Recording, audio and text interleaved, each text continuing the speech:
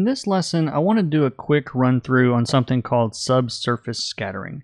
I wasn't going to cover this because it's really not specific to doing anything in Clip Studio, but it is something that's useful, and I noticed that it's something that if I was painting this, I would do it, and so I want to explain how this works. So what I've done is I've drawn a really ugly top-down view of this guy's head. So this is like looking straight down his nose. Here's his nose, which is crooked, and his eyeballs. Focus on this area right here, because this is basically where this light is turning into shadow. If I were to draw this in, this would be the light side, and it would turn into shadow. Actually, I'm doing this backward. This would be the light side, and it would turn into shadow going this way. The light's passing through like this. It's easy to see there is more light passing through the skin in the transition from light to shadow than there is on the planes of the skin that are facing the light source. There's more light here.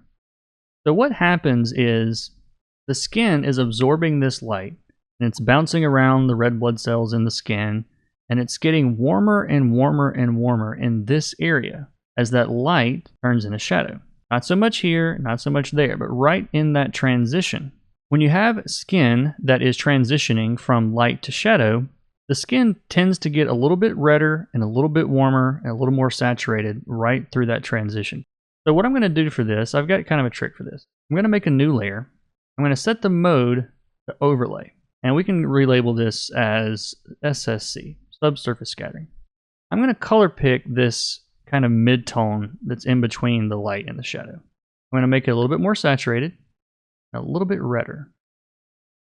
And now I'm going to soft airbrush, make sure that just the skin is selected, and right along this edge, I'm going to lightly bring in some of this warmth.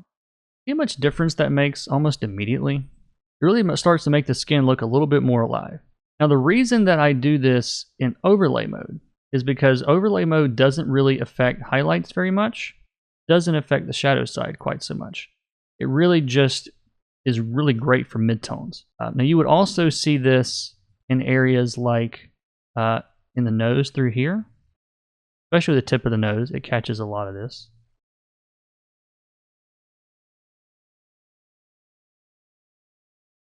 And you might get a little bit of this reflected light off of the cheeks here. So I'm going to warm up some of those areas just above the eyes that are facing more down than up.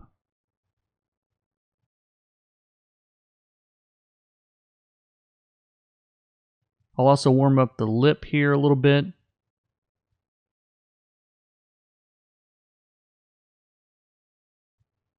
And the ear. And where else do we have transitions like that? Down here.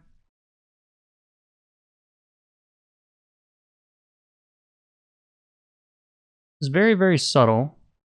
Now I'm not going to do this in, the material, the hat, the shirt, all these things, the metal, because there's no translucency there. The skin or the surfaces there don't actually have any sort of subsurface scattering even happening. That was a bit of a tangent, but I think it's important to understand, and it'll help you guys out when you're coloring skin. Let's move on to the next lesson.